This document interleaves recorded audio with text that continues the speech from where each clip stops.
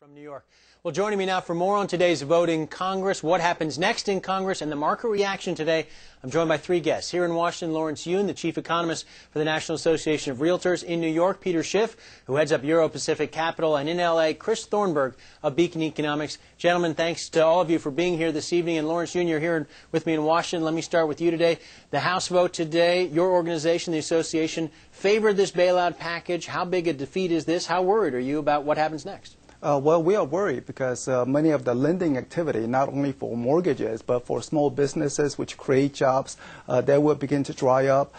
So this was really a hit on the U.S. economy. I mean, I consider this not as a bailout vote, but an investment in American economy, because American government could have bought this mortgage security at a discounted value. So when the housing market recovers, that could have been a very good return for the U.S. taxpayers. Peter Schiff, I hear you chuckling already. I know you're opposed to this plan. You've argued we need a recession to solve our economic problems. Is that where we might be headed? Well, I'm just laughing about the housing market recovery. I mean, we've got a long way to drop with or without this plan. I mean, part of the problem is housing prices got much too high. They're still too high, and they're going a lot lower. And, you know, people shouldn't be borrowing money to overpay for houses. And, no, this is a bad bill. I'm glad it failed. But, you know, we don't have any idea how much the market would have gone down today if they passed this bill. You remember, we were down 200 points right off the open. You know, we have a serious problem with our economy. And the only thing these government bailouts are going to do is make the problem worse. We need to let the market function. We need to rein in all this excess borrowing and spending. And that's what the market is doing. The reason there's no credit is because we've blown all the money. We borrowed all this money and we spent it on consumption. We can't pay the money back. So it's creating a lot of problems, but we have to let the market work. The government has already done enough damage in blowing up the bubble. They need to let it deflate. Chris Thornburg, how about your take on this? Is the best thing for the government to do is simply get out of the way and let the market function here? Oh, I'll try to go right down the middle here. And I think it's pretty clear that a lot of banks are holding a lot of assets that simply aren't good. Most of these banks are insolvent. If these banks start to fail one after another, clearly could cause a widespread panic and bring down the entire system. And that's not a good thing. We certainly don't want that. However, on the other hand, does this bill need to be in place? We already have the Fed as a lender of last resort to inject liquidity into the market when things start drying up.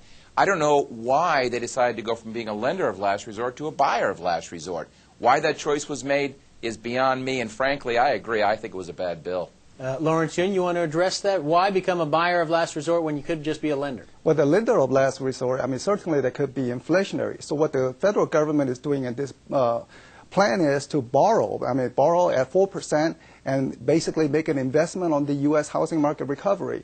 And borrow from who?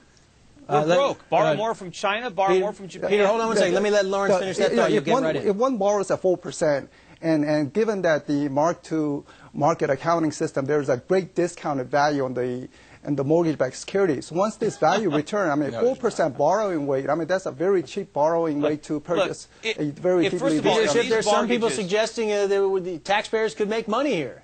No, that's not going to happen. Look, if these mortgages were really bargains, there's plenty of money around the world. There's all these sovereign wealth funds. They would be buying these things. The fact of the matter is they're worth a lot less, I think, than people think. The only way the government could keep all these lenders from going bankrupt would be to overpay for these mortgages. If they try to buy them at a price low enough to make a profit, they're going to bankrupt all the people they're trying to save. And you're saying we can borrow at 4%. Borrow from whom? We're broke. We don't have any money. We can't afford to borrow anymore. The U.S. Treasury rate is at 4%. That's the market rate. No, but who's lending to us? The Chinese, the Japanese, the Saudis. Yeah, we can borrow at 4% or less. But we're not going to be able to. We're going to have to print the money. People aren't going to lend us any money anymore. They're going to wake up. We can't pay back the money we've already borrowed. That's the current market rate at 3.6%. Borrow anymore. All right, listen. We're going to hit a commercial break in just a second. Chris Thornburg, let me just ask you quickly the market reaction today. Your take. I got about 20 seconds here for you. Is it going to continue tomorrow? Yeah, I think so. All right, listen. We're going to hit this commercial break. We'll be back in just a second with our three guests. Continue our conversation in just a moment.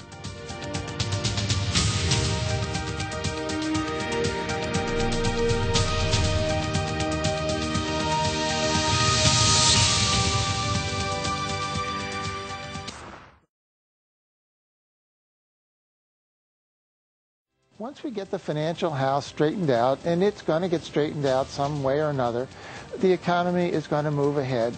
We're not going to sink into another Great Depression. It just won't happen. That was former St. Louis Fed President Bill Poole earlier today here on Bloomberg. Is talk of depression overblown? Back with our roundtable now, Peter Schiff in New York. He's the author of Crash Proof, How to Profit from the Coming Economic Collapse. Chris Thornburg of Beacon Economics in Los Angeles. Lawrence Yun with the National Association of Realtors with me here in Washington. And Chris, I sort of cut you off there, and we just heard Bill Poole say this talk of depression isn't appropriate. We're going to muddle through this. Even if you don't agree with everything in this plan, is the market reaction today that we saw to the failure in the House to approve this plan going to perhaps make this a greater likelihood of actually happening, a recession or something close to it? No, because the stock market overreacts to everything, both up and down. I don't take this move very seriously. I think we're due for a very steep downturn, but it's mainly due to an out-of-whack consumer who's been using all this home equity wealth to drive their spending up far past their incomes. That's what's going to cause economic hardship, and this plan really doesn't do anything for that particular prospect. There's nothing you can do for that prospect. As we move forward, the Federal Reserve, again, is there as a lender of last resort. They can maintain the underlying stability of the system, even if they aren't able to manage to bail out all these banks from their bad things they've done. But nonetheless, this is a different kind of economy. We're much more strong. We're more flexible. We're not going to have a depression. It's hyperbole.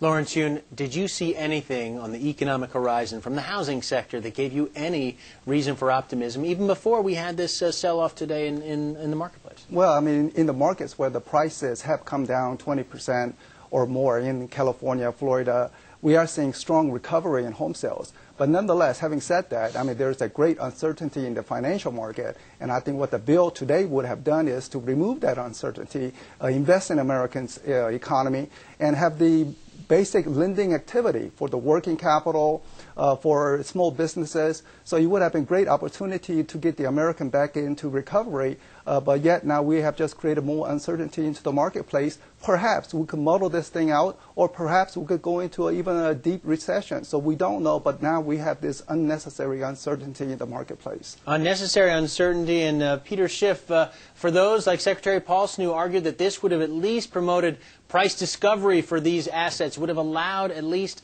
financial institutions to get a better sense of what these things are worth. The government would have bought them, yes, but others would have stepped in, and this would have unlocked the gears, if you will. You just don't buy it?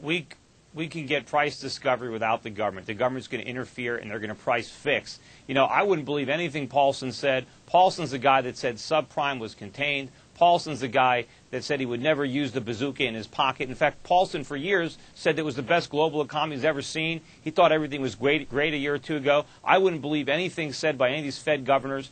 The Fed created this problem, and we could be on the eve of something like the Great Depression, maybe worse, with hyperinflation if the government interferes. If they don't pass these bailout bills, it's going to be really bad. We're going to unwind this bubble. We're going to have a much lower standard of living. Americans are going to have to stop borrowing money and start saving money. We're going to have to really work and make stuff. It's going to be difficult. A lot of people who are retired are going to have to get jobs. This is the unfortunate consequences of this monetary mismanagement. But if we pass this bill, and we pass something like it, and we pass another one and another one, it's going to turn into trillions and trillions, and we're going to have to print it, and we're going to turn this country into Argentina or Zimbabwe. And we're going to have a much greater crisis than the one these politicians are trying to prevent. Chris Thornburg, what's your take on Peter Schiff's tough love here for the American public? Well, again, I think they do have to manage this on the way down. I do agree. We've heard all this time that things are fine, that we're basically we're just around the corner. Now, admittedly, the Treasury and the Fed, they have to say that. That's their job. But to some extent, this big switch over the last couple of weeks and then trying to cram this $700 billion package on the third of Congress in a week period, I thought that was a crazy move on their part. Very bad kind of way of doing things. They need to take a step back, take a little time, and make a plan that's going to give us stability in the long run, not have this knee-jerk reaction and do things that really don't necessarily need to be done. All right, you get the last word. Chris Thornburg, Peter Schiff, Lawrence Yun with me here in Washington. Thanks to the three of you for joining us here on Money and Politics.